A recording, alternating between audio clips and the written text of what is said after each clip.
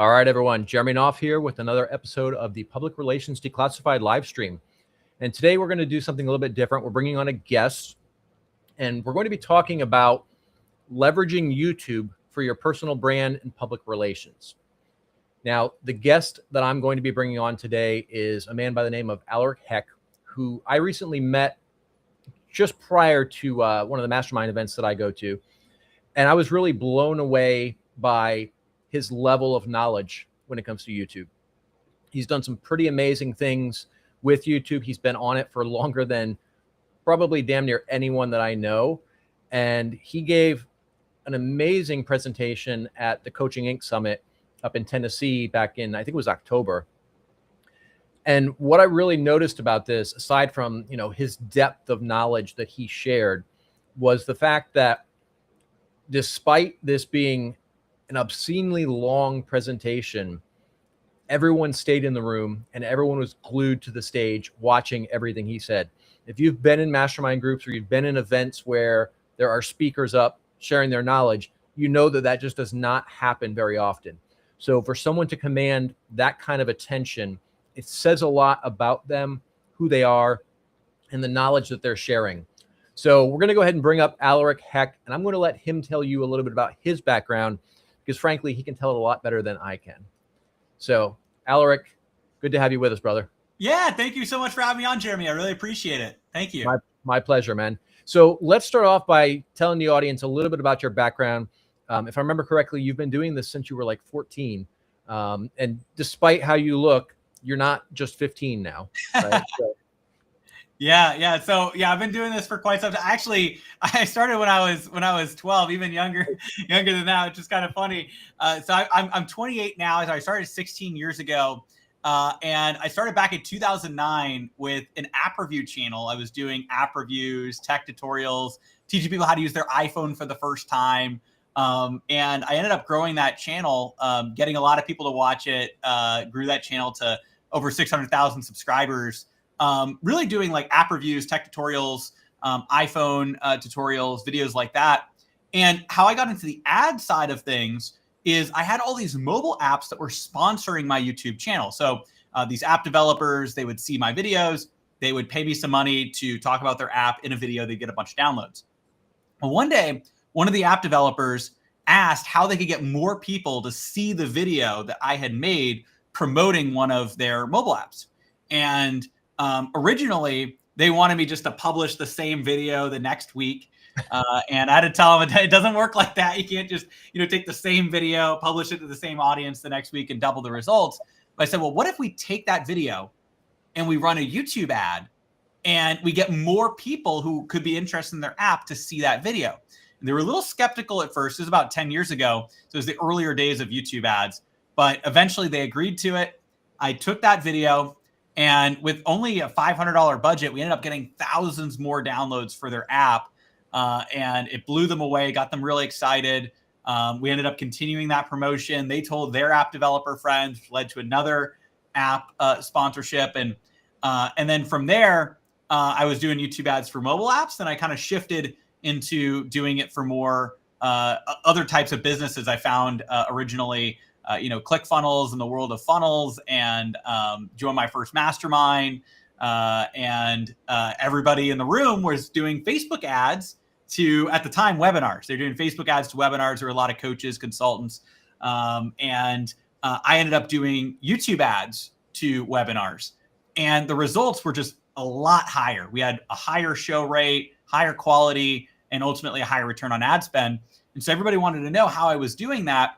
And so naturally, I just started to teach and educate people on how to do YouTube ads. And that's what the business evolved to from there. I love it. And now you're working with some of the biggest coaches in the coaching industry as a whole, right? Spanning multiple different industries. Talk a little bit about some of the numbers that you've generated, because I think those numbers are fucking mind-blowing, frankly. Well, thank you. Yeah. So we've generated hundreds of millions of dollars in revenue. We've worked with thousands of clients, mainly, of course, in the coaching consulting course space.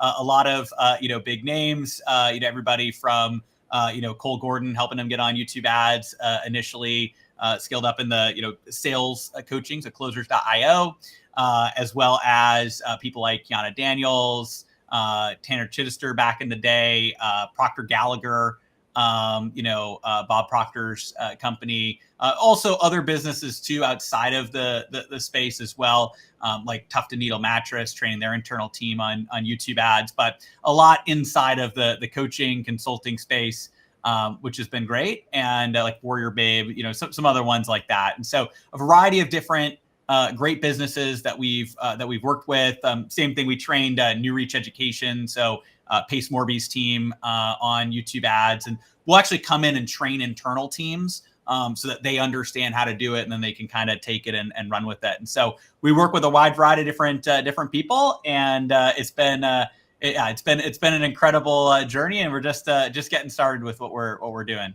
I love it, man. So let's go ahead and jump into this. There's a few specific things I definitely want to run through this with you. The biggest one I want to talk about right now is strategy, because I think strategy is foundational to everything you do. And I know that's a big core of what you do, right? You're not just out here winging it. You have a strategy before you get going. So let's talk a little bit about the positioning aspect of this, right? What you do, who you do it for, and why you do it. So when it comes to YouTube, what advice do you have for people to really effectively convey that particular aspect of information?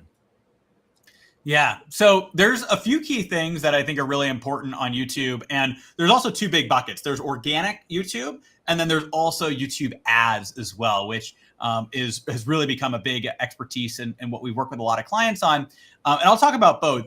I'll start with the organic side. The most important thing is the alignment of three key elements with your organic YouTube videos. Is you want to align your thumbnail, which is one of the most important things. So that's what gets people to click. The title of your video, which reinforces the click. It actually shows people what's this video going to be about. And then the first 5 to 30 seconds of your video. That's the packaging of your organic YouTube video that's going to allow that video to see the best success. And so that goes back to when I was doing iPhone tutorials and complete beginner's guide. So for a long time, I had the top ranking video when you'd search the term iPhone tutorial. I was in the top like 3 results for many years for a lot of early iPhone iterations, because I had these iPhone tutorial videos. And why did I have that? Well, it's because everything aligned. The thumbnail was clearly the latest iPhone, and it had iPhone tutorial. It was very clear what it was. The length of the video is something that people saw too. It was an hour-long video. So it was a lot longer than other videos. They knew they were going to get a full tutorial. Then it would say something like iPhone 7 - complete beginner's guide. And it's like a full tutorial beginner's guide that they're going to get. And so that combination, that video, the iPhone 7 video, over 8 million views. How did it get that much viewership? It's because everything was aligned. If people are searching for iPhone tutorial, they see a thumbnail. Oh, this is the iPhone I want a tutorial on. They read the title. Okay, this is what it is. They click the video. Today, we're going to do a complete beginner's guide to the iPhone. We're going to show you everything from A to Z. We've got all the chapters below. You have all of those elements. It's going to get people interested to watch a video. Now, you can apply the exact same thing to the coaching business too. And so let's say you're doing a video teaching people on how to do their first real estate flip. Right. And somebody's searching, or they're just scrolling on YouTube. They see a picture of, a house. Maybe you're in front of it and you're like, how to do your first flip, or your first flip. It could be the words on the thumbnail. Then the title is how to do your first real estate flip for complete beginners. Okay. Oh, well, this is what I want. They can click on that. Then at the beginning of the video, it says, it's that person in front of a house. Today, I'm going to be showing you how you could do your first real estate flip for beginners. I'm going to take you through every single thing where you're going to leave no stone unturned. You're going to become an expert by the end of this video. That combination, that's the packaging of the video. That's going to have all the different elements that get somebody actually genuinely interested to watch the video and bought in, and then that's what's going to create that video to see the most traction. So that's the organic side, and we can either answer any questions you got there, and then I'll go into the ad side as well. Yeah, sounds good, man. Yeah, so I love that, and that's all kind of like pre-click and everything from up to the point where they get to the video, and that stuff is critical because click-through rate. Correct me if I'm wrong. That is a part of the algorithm, right? If people are clicking through, that then tells YouTube that, hey, people like this, and let's show it to more people, right? Exactly. Let's talk about once they get to the video, what advice do you have for kind of conveying, who you are, why they should be listening to you. Yeah. Oh, that's a great, you know, you actually just got into the next piece. So right after you do the introduction of what they're going to get in the video, that's when you actually apply your credibility. So before you actually start teaching everything, so if we continue with that, you know, how to do your first flip example. So you're like, all right, we're going to show you, you know, everything you need to know about doing your first flip. By the end, you're going to be an expert. And how can I say that? That's because I've actually flipped over, you know, XYZ houses, you know, like this one, and this one. Maybe you show them on the screen. And I've generated millions of dollars, you know, becoming a flipper. But I didn't start this way. I actually learned how to do this, you know, when I was, you know, this, that, or the other thing. And you basically talk about your backstory. And that allowed me to then become what I am today. And now I actually want to reveal all of my secrets to you inside of this video. So you basically paint credibility, but you also add approachability, right? So the credibility is, I've done all these awesome things. Approachability is, I know what it's like to be you as a beginner. And that's important. And so you add those two elements in, and then that's going to lead into the next part of the video where you actually start educating and providing value. And you also do want to break it down, but you also want to keep it entertaining too. So that's the other thing is people got to remember YouTube also has a little bit of an entertainment factor, not just the education. So you also want to make sure that there's a little bit of an entertainment factor in addition to the education that you're providing. I love that, you know, and there was two things you mentioned in there that I want to dig a little bit deeper on, approachability and entertainment. So Yes. A lot of people, myself included, I was guilty of this in the beginning too. A lot of people are hesitant to actually publish the video because it's like, oh, well, this looks like crap. I'm not speaking clearly. I'm maybe stuttering or misspeaking here and there. Maybe I'm not as engaged as I seem like I am in real life. So let's talk a little bit about, you know, how important that is, because, you know, if you're sitting here robotic and not communicating clearly, obviously it's not going to be as effective. But let's talk about how to make it as smooth as possible. And let's also talk about that kind of getting over the fear and just publishing, knowing that it's going to suck at first until you get good at it. Yeah. And that's the thing that people don't realize as well is you already have some degree of confidence on camera. If you've, you know, been on Zoom calls, you've been on Google Meets, you've been on, you know, FaceTime, you've been on video.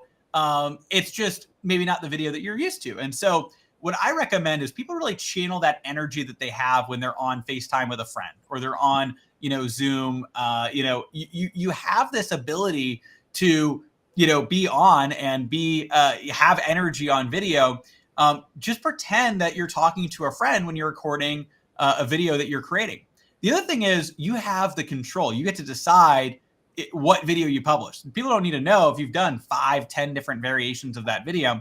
But more realistically, the thing is it doesn't need to be perfect because every video that you create, it's going to have this degree of authenticity that is you inside of it. And so, you know, part of it is if you're not perfectly polished, that doesn't matter as much as you sharing your expertise, following the process that we're outlining here, because people are going to be drawn to who you are. And even if you have some imperfection, they're still going to be drawn to that as well.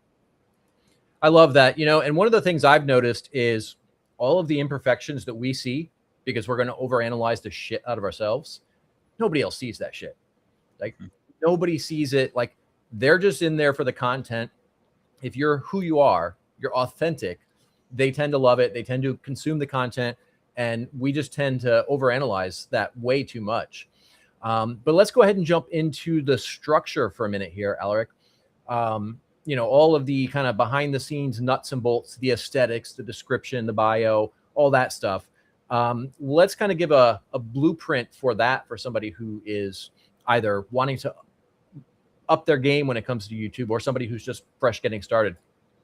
Yeah. Yeah. So in terms of those other elements, you know, when it comes to, so we talked about the thumbnail, the title, you know, the content inside the video. Now we look at the description, you know, kind of your channel itself, bio, some of these different elements. So when it comes to the description, that's what's going to be an area where at the top, it's going to allow you to, you know, optimize for search results. So the first couple sentences or so could be a little bit of a description of what they're going to get in the video.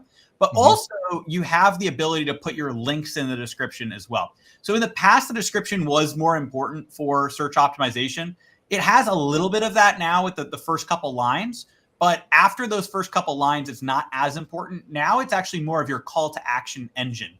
So where you're sending people next. So that's where you can say, get my, 10-step check, house flipping checklist, click here. And then you could put the link. You could also put other links ready to, hop on a one-on-one strategy call. Here's a link as well. And you want to kind of limit it. You really want to have 1 to 3 call to action. There's only one main call to action at the top.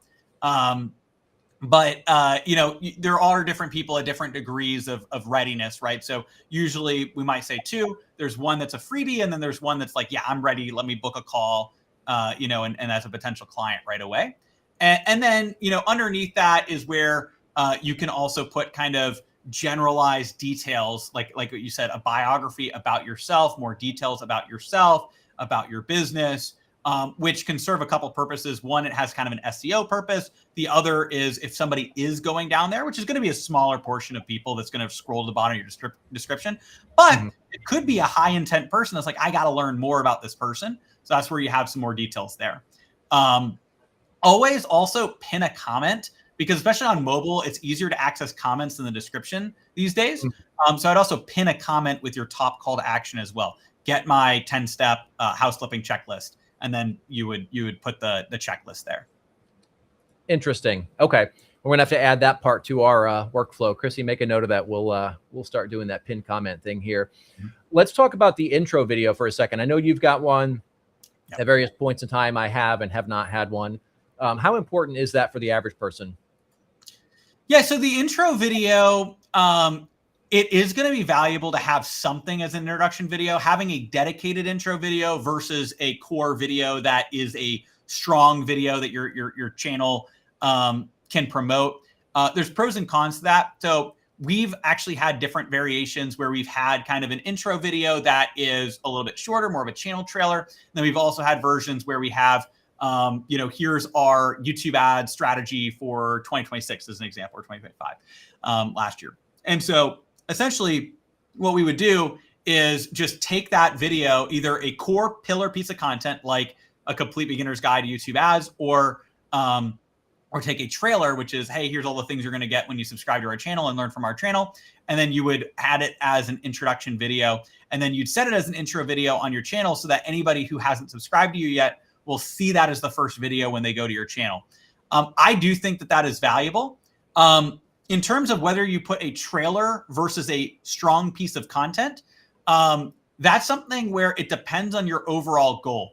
And there's pros and cons to it, because the trailer will optimize for channel subscriptions. So if you have a trailer that's like, here's all the awesome things you're going to get from subscribing to my channel, that's actually really good to get subscriptions. But what it doesn't do as well is it doesn't necessarily convert the people who go to your channel into people who download your lead magnet, as an example. If you have a pillar piece of content, that's going to do a better job at converting people to a lead magnet, but maybe not convert as many subscribers. So that's where it could be a 15-minute video. Here's a complete breakdown of this strategy. And then at the end, it says, okay, go download my PDF. That's going to optimize for people converting. So it depends on what your core strategy is. Either way, I do recommend having some type of intro video, either a trailer that optimizes for subscriptions, if that's your goal of your channel right now, or a pillar piece of content that has a very clear call to action to sign up, which is going to drive more leads, but maybe less subscriptions. Gotcha. That makes perfect sense. And it kind of sounds like maybe it would make sense to do like a trailer to get them to subscribe, and then have the video that shows for the returning subscribers, then that be your kind of promotional video. Would you agree with that? Yes, exactly. And so you can have the different videos for returning versus new. And that's something that we've experimented with as well, is having the trailer be for new people that haven't subscribed yet, and then the dedicated piece of content, core pillar piece of content for returning subscribers. Exactly. Awesome. All right. So let's dig into content for a minute. There's a lot of myths around this. There's a lot of misconceptions. People have some pretty crazy ideas around what works, what doesn't work with content. So let's talk about that, like long form, short form, frequency, production quality, all that stuff. And I know you've delved a little bit into the video info itself, but there's also some things we haven't unpacked on the video, like tags and end screens and things like that. So what advice do you have for people when it comes specifically to making the content that they're publishing?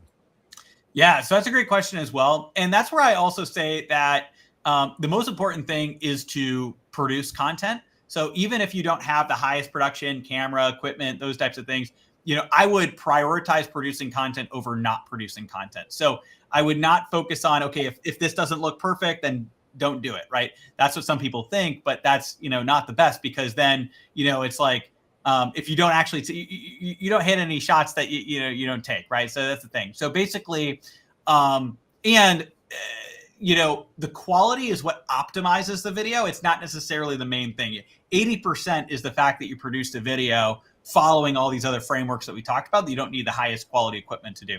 So what I would say is if you have the capability to have better equipment, then, sound, lighting, and camera quality being at least 1080p. Obviously, ideally you could have 4K, but at least 1080p, high quality sound from some type of microphone, and then some type of lighting that makes your face lit up correctly. Those are the key elements. Then you can start looking at, okay, what does my background look like? Do I want to have kind of a studio style background? Do I want to have a, kind of window style background, which is you got to be a little careful with that, with the lighting, because you got to get it all, correct and stuff like that. Or what do you want as your kind of overall setup? And then you could also have multicam if you want to, but you don't need to get caught up in all of that. I think the biggest thing is being able to have a camera that has at least HD quality, ideally 4K, having audio that uses a real professional, a real microphone. It doesn't have to be super high professional. It could be like a Yeti or something like that. And then also have some type of lights. Elgato has some really nice lights that can attach to your desk, which are actually a couple of the lights I'm using here. When I had a different studio before this where I had super big fancy lights, what I realized is that these Elgato lights, a few $100 that attach to my desk actually work really, really well. And I can control them on my desktop, and they're kind of synced to my whole camera setup. So you don't always need the super studio quality, professional quality thing. Sometimes you can actually use some of these other tools as well. Yeah, I built my entire studio probably for, I don't know, less than a few $1,000s, right? And that's including the camera, right? Yeah. Camera, I think, was like $1,500. I've got like the 3 lights set up, which is a few $100, and then I've got the lights set up in the background. But everything was probably together less than 3K. So I'm with you on that.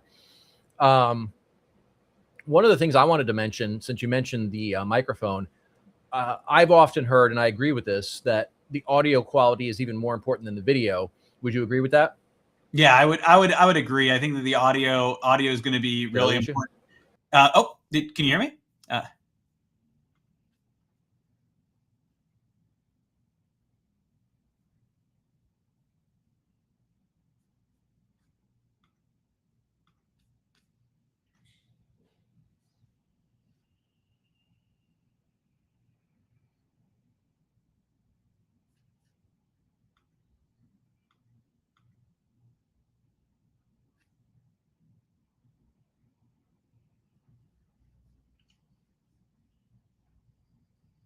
All right, I'm not sure if this is on my end or Jeremy's end, but let me see here. Sorry, I think Jeremy dropped out real quick. We'll give him a minute to pop back in. Hold on one sec. All right, no worries. No worries. Excellent.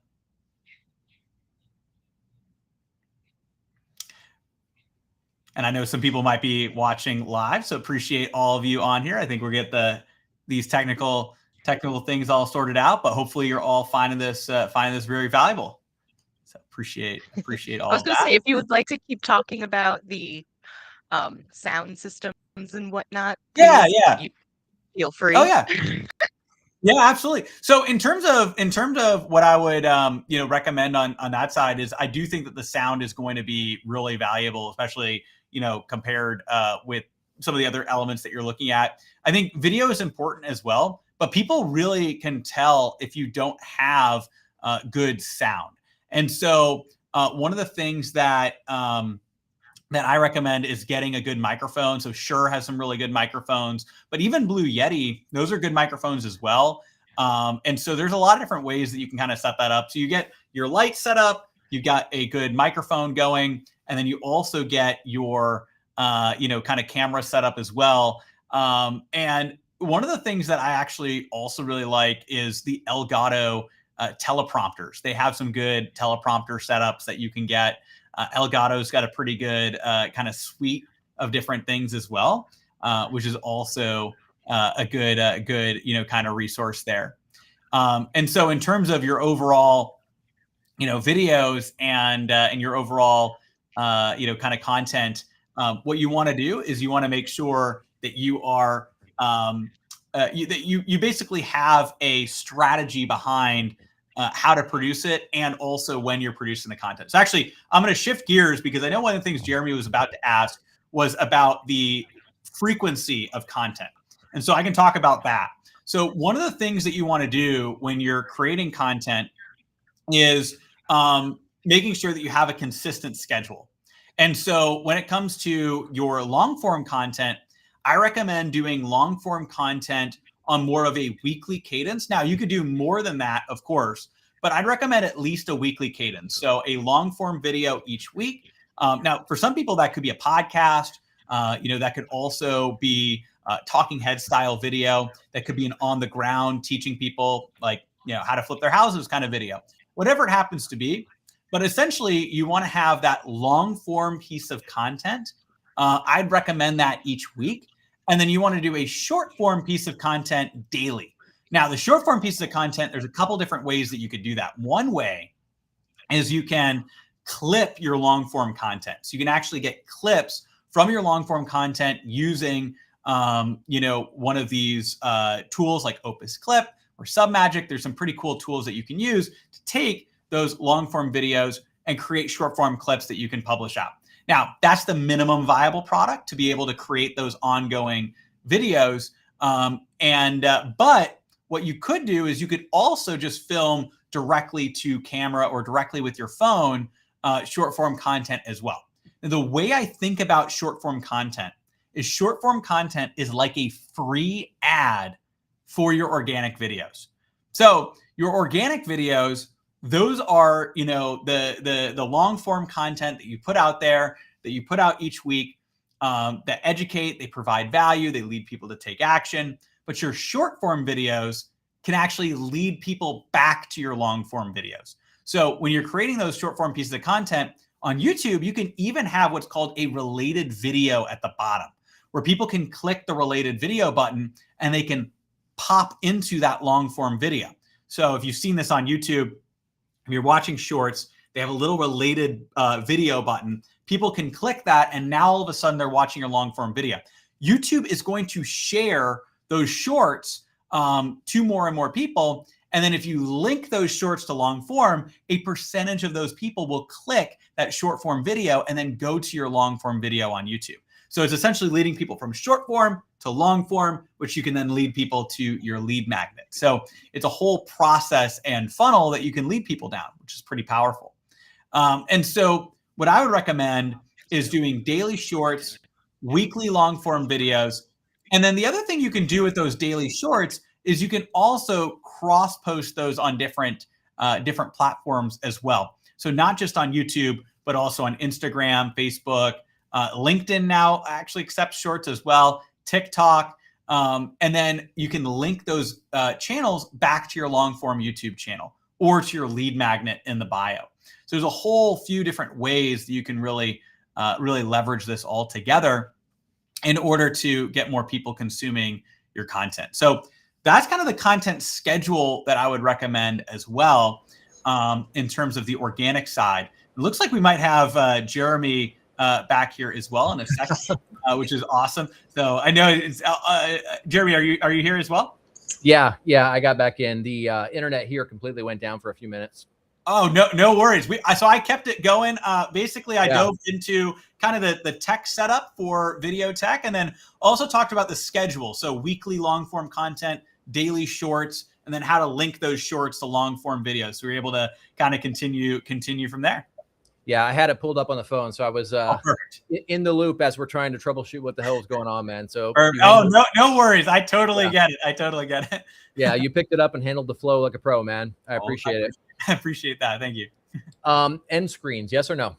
So end screens are valuable, but it's a small difference maker. So what I recommend is just doing a default end screen. I would not, I don't think, again, if you have a dedicated person, then yes, you can have them go and do custom end screens. What I'd recommend is you set up a default end screen that has one of your most popular videos, or they have a related video for that person. So YouTube's algorithm is going to decide what the best video is, the ability to subscribe to your channel, and then maybe another video from your channel. So you get to choose kind of 2 videos and then subscribe to your channel. Relatively simple. So end screens, it's a small percentage of people, but especially as your channel gets bigger, it can make a bigger difference. Yeah, I've got one that I've been using. I haven't used it on a lot of my videos recently because it's pre-beard, so it looks a little bit out of date. But I did notice an interesting thing. I don't know if you've heard about this issue with a company called We Are Eris Music BB. I don't think so. I don't think so. So I actually made a video about this. I think it was like 2 weeks ago. Basically, it's this bullshit company. They're out in Europe, and it's like a digital rights management company and a talent management company. And they're just going out en masse using AI to flag any videos that have any background music. And they're claiming it as theirs, and they're hitting it with a copyright claim. So I found that out from my end screens, which has like stock music that I bought on like Envato or something like that. And so they had been flagging all of my content as copyright violations. So that's something that people do need to be aware of. Wow. Actually, in that video, I explain exactly how to fight that and win it. Obviously, you'll need your license information from wherever you bought it from. But let's talk for a second about the algorithm itself. What do people need to be doing to send signals to the algorithm that their content is the kind of content that YouTube needs to be sharing to more people? Yeah, so there's some good ways that you can kind of get those signals around your content too. So one I talked about is leveraging short form to promote those long form videos.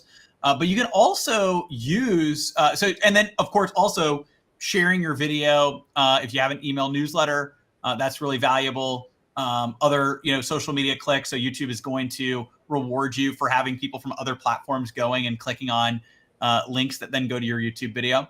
But one other way is you could use what are called in-feed ads. These are ads that feel like somebody's naturally discovering the video, but they're actually a type of ad that you can run on YouTube. So these are ads that appear in search results, in suggested videos, in the feed as people are scrolling.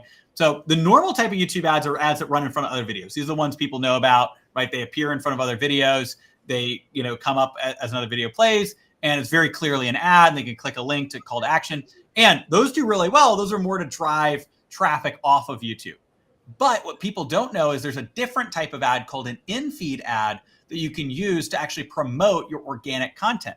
So if you have a good piece of content you want to get in front of people, you could actually have YouTube get that in front of more people based on what they're searching for or looking up by using an in-feed ad. Now, this is not going in and running a promotion on YouTube because that's kind of going to anybody. An in-feed ad allows you to target people based on what they're searching for on YouTube, searching for on Google.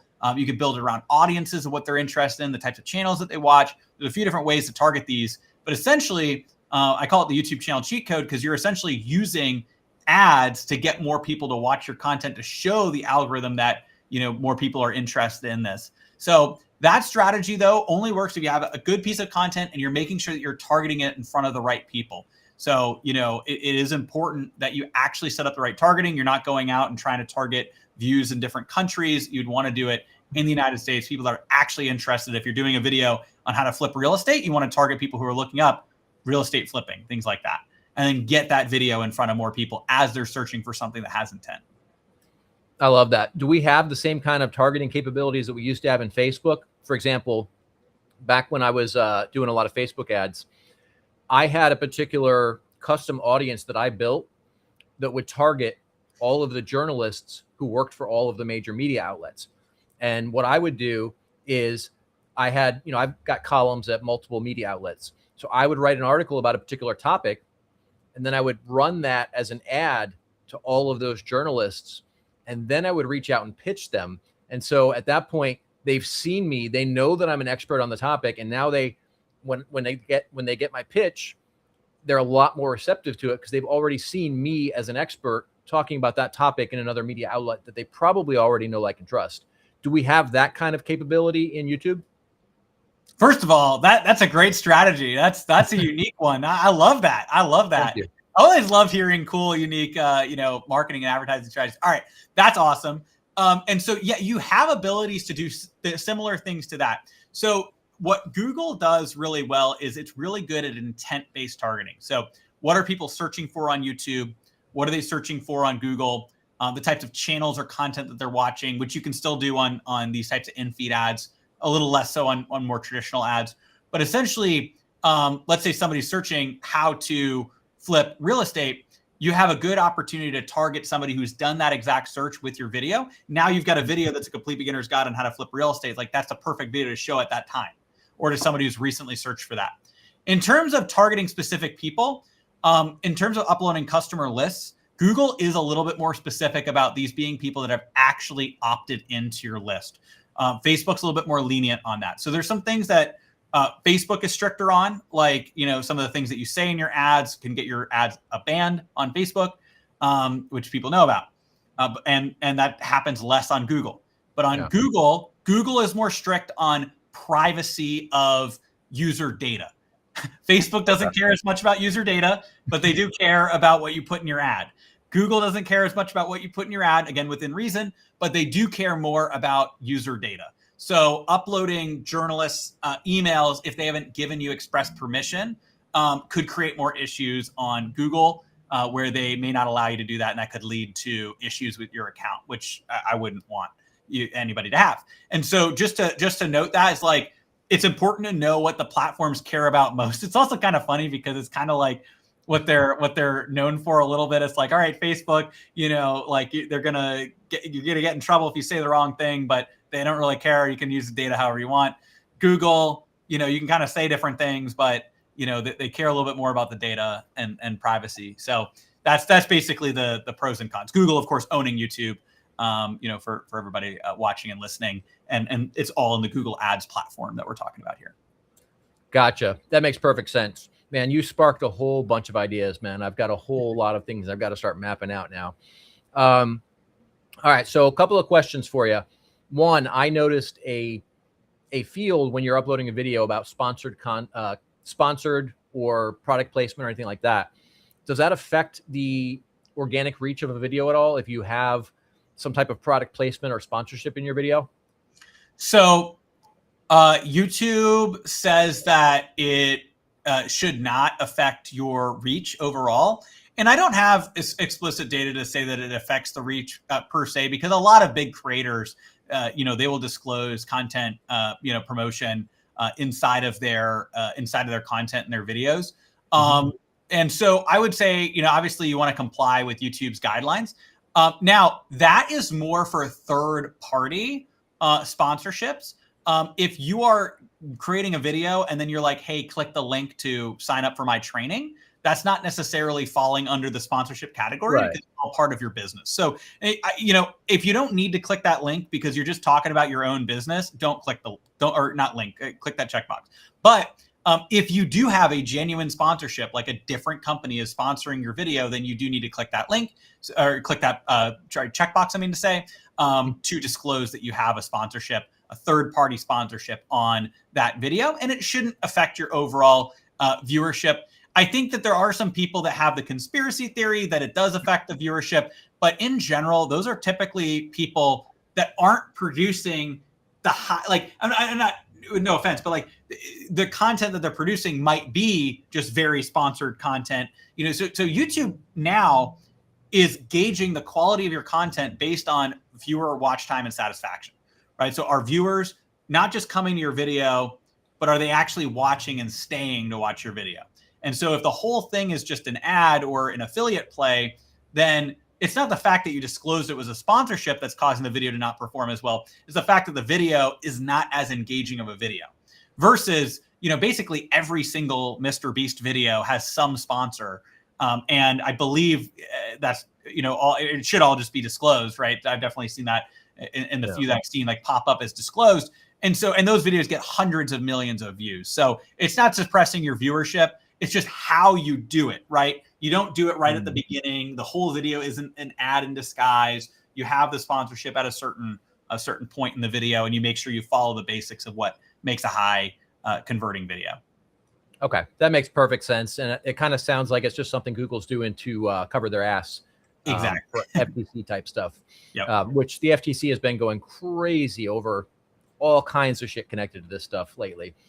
So let's wrap up by talking about what role AI plays when it comes to YouTube today. You had some completely wild AI videos that you shared during the presentation. And in hindsight, I should have had you send some over to include them in here because they were ridiculous.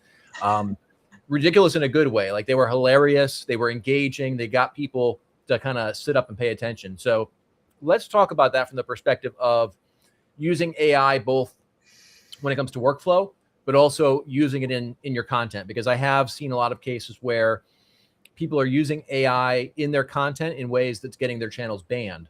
So what advice do you have for people when it comes to AI specifically related to YouTube? Yeah. So these are Google VO3 videos, which, Google VO is Google's new AI video creation software, which, by the way, is also made by Google. So if you use these types of videos the right way, you're going to run into less issues with Google. I'll talk about what Google has a problem with in just a second. But basically, Google VO3 allows you to prompt a video and actually create a fully animated, video of basically anything that you can think of. It's really, really powerful and really cool. And what we're finding is that it's actually working quite well at the beginning of ads as a AI ad hook. So it could be a video of me as, an astronaut saying, what if you could skyrocket the results of your YouTube channel and your ads, right? Something like that. It's a little bit funny, but it can actually work. Or me as a medieval king and I've got YouTube, kind of like cape and stuff like that, and walking down the street and saying, if you're not using AI in your video marketing, you're practically living in medieval times. That's another one that worked quite well. And so these videos, they work well because they capture attention. It's unique. It's different. It's got that, new kind of AI element. It's funny. But then it cuts into me actually talking and educating. So the whole video itself isn't AI. It actually has an AI hook followed by me then educating and providing value, talking head style. Because we've tested what works the best as, an ad. Is it no AI? Is it AI only, or is it a hybrid of AI at the beginning and then kind of talking head without AI? And what we found is the worst is actually AI only. And I think the reason for that is it doesn't really provide as much trust. People don't know who that is who's creating that video. So you're watching an AI only video, it's not going to build the same degree of trust. The next best was the no AI, kind of the control. But the best was an AI hook at the beginning that captured people's attention, followed by a talking head style rest of the video. That's what we found actually started performing the best over all of our other ads. And it was really, really interesting to see that. And so I've got, some trainings on Google VO3 and how to actually create that. And actually on my YouTube channel, I've got a couple of trainings, for free, VO3 tutorials on my Aleric Heck YouTube channel, which you can find. But basically, it'll show how to, how to set up these Google VO3 AI animated videos. Now, the other thing, and I can keep talking on that, but there's another thing that's actually really exciting, even since we saw each other around AI YouTube thumbnails, which I can talk about in a second as well. Great. Yeah. Why don't you go ahead and just unpack that one for a minute? Yeah.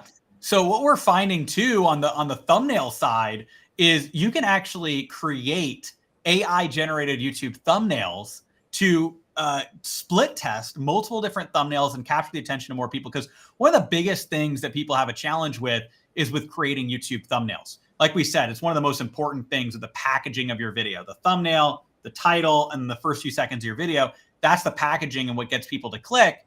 And the thumbnail is the first thing that people see. But a lot of people, they don't know how to create good thumbnails, with a designer, maybe they either, if they're starting out, they're not able to afford a designer for every single thumbnail, or even if you can, they don't like waiting a day or 2 days to go back and forth with a designer to get it back, get the perfect design back from them. They don't have somebody on their team that can do it. And they don't have all the templates or the know-how of what makes a high converting YouTube thumbnail. So that's one of the big things that I think has been not as accessible to people.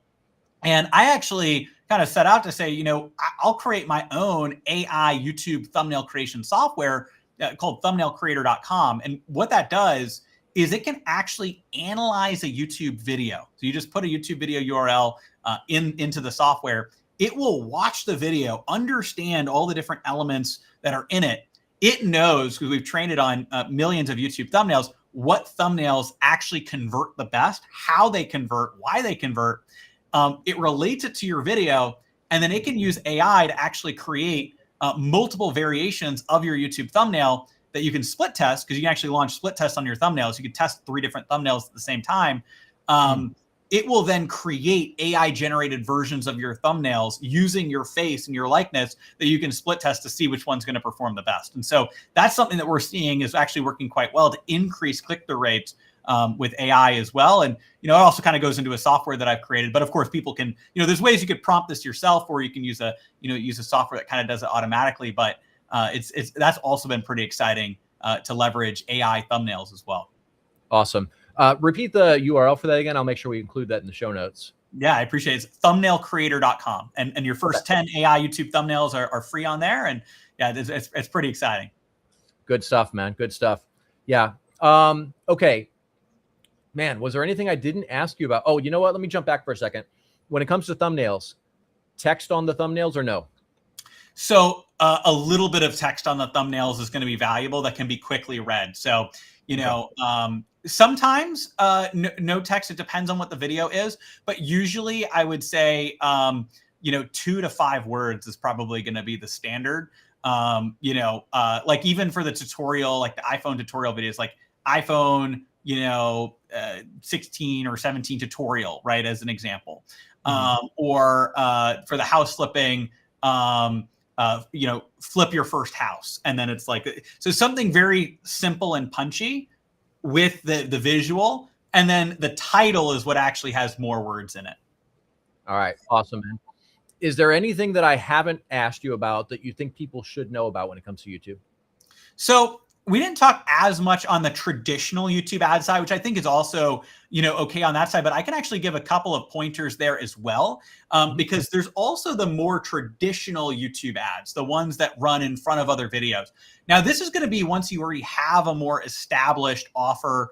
You have your coaching offer, it's a little bit more established. A lot of the names I was talking about earlier, there's the organic strategies, but there's also ad strategies. The in-feed is kind of in between. It's a way to use ads to grow your channel. But there's also more traditional ads that you can scale up, kind of like Facebook ads that drive people to take an action. So to, sign up for a webinar, free training, get a lead magnet, book a call, those types of things. And so the elements of that, there are a couple frameworks I can really quickly give people. The first are the elements inside of the ad is a hook, educate, call to action. So you want to hook and capture the attention of your ideal viewer. You want to provide value inside of that video and actually educate them, and then have a clear and concise call to action at the end that gets them to take action and sign up for whatever it is your lead magnet is. So that's the ad itself. And then in terms of targeting it, you want to make sure that you're reaching the right people using the same type of targeting we talked about before. So the audiences, what are people searching for on YouTube, searching for on Google? You can even target them based on URLs or websites they've gone onto in the past. So there's ways to target people based on who that person is and those audiences. So you can reach the right person at the right time with the right message. And that's the key to high converting YouTube ads. That's awesome, man. Listen, I feel like we could probably sit here and talk literally all fucking day on this. You have shared so much tremendous knowledge. What I would encourage everyone who's watching this, or even if you're watching it later after the fact, go check out Aleric's YouTube channel. I just binge watched probably 40 hours of that last week. Great content there. Super smart guy. Connect with him on social. We'll definitely have to have you on again here soon, Aleric. I'll drop his YouTube channel link in the show notes once this goes live on YouTube. I'll also drop in that thumbnail creator. If there's anything else you have that you think might be useful for people, just shoot me an email later and I'll add that to the notes as well. I've got one more thing as well. I got my book here, Video Authority. I think I was talking about this with you. It just came out, which is exciting. So Beautiful. This is like one of the first podcasts I'm doing, with the book actually out. So yeah, it's Video Authority. You can look it up on Amazon. Video Authority, the art and science of converting viewers into clients. And it covers all my best strategies. I've been working on this for 3 years. On YouTube and video marketing, and it just came out. So Video Authority. Outstanding. I'll have to grab a copy of that. And then what we'll do is we'll bring you back on for another episode. I've got an episode planned a bit down the road for talking about the importance of publishing a book to demonstrate your expertise and authority status. So we'll bring you on with a couple of other guests and give you a chance to talk about the book and tell people why they absolutely need to read that. Oh, that's awesome. Thank you. Beautiful. Well, thanks for joining us today, Aleric. We'll have to have you on again in the future. And we'll go ahead and roll into Jeremy's PR PSA now. Thanks so much. All right, guys. So that was absolutely awesome. Aleric is a great guy, super knowledgeable. So like I said, go ahead and check out his YouTube channel. Hit subscribe while you're there. Connect with him on social media. You are going to learn a ton from him. What he talked about today is just a fraction of his knowledge. Like I said, we talked about that mastermind group. He was up there on stage talking for, I think, like an hour and a half. And that is just unheard of. People don't sit and listen for an hour and a half unless it's pure gold. So definitely check that out. But look, you guys need to be super active on YouTube. You need to be out there publishing videos because this is demonstrating your expertise. It's showing that you're the type of person who can solve whatever it is you solve for your clients. It's showing them that you've got the knowledge, you've got the experience, and it's also demonstrating your personality, which is really important because that attracts the right people and repels the wrong people. And that's a huge part of building an audience.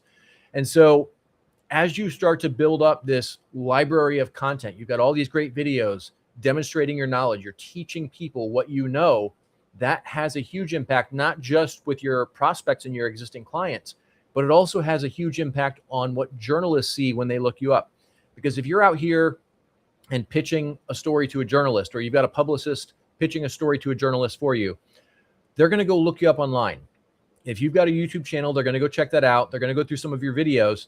And if you see, hundreds or thousands of videos demonstrating your expertise, that tells them that you are a legitimate expert. So this is absolutely critical to your public relations efforts, and you have to leverage this today. It's not even an option. It is an absolute requirement. So for Jeremy's PR PSA today, video is an essential part of building a personal brand that demonstrates your expertise and positions you as an authority in your industry. So this is something we all absolutely have to do. It's a non-negotiable. You're going to be uncomfortable if you're not already familiar with video, if you're not doing it regularly. I promise you're going to be uncomfortable. It's going to be awkward. You're not going to like your first videos, but you're going to get over that. You're going to get more comfortable. You're going to get better at it. And it's demonstrating your expertise. And that has a huge impact on how you're perceived. So absolutely do that and be active, be consistent, and crush it with video. Guys, this is something you have to do. All right, so that's going to be a wrap for today, guys. Look forward to seeing you all on the next video, or on the next live stream, rather. I think next week we are on an off week. I will be traveling. I'll be at an event next week. We'll be back the following week with a great lineup of a couple of guests. So we're doing kind of a roundtable discussion on leveraging community to build authority status. Got a few great people who have built phenomenal communities that people are paying 5 figures to be a part of. So you're going to get a lot of great insight from those folks. And that doesn't just apply to you if you have a very high ticket community. It's just community in general, right? The principles apply across the board. So we won't be on next week, but we'll be back on the following week with that one. So this will be live on, well, this will be updated on YouTube. It's already going to be live on YouTube, but I will update that shortly with all of Aleric's links, his YouTube channel, his thumbnail creator, link to his book and all of that. Like I said, great guy, super smart, tons of knowledge. Definitely go subscribe to his YouTube. Definitely connect with him on social media. You guys are going to learn a ton from him. So that is a wrap for today, guys. I'll see you on the next one.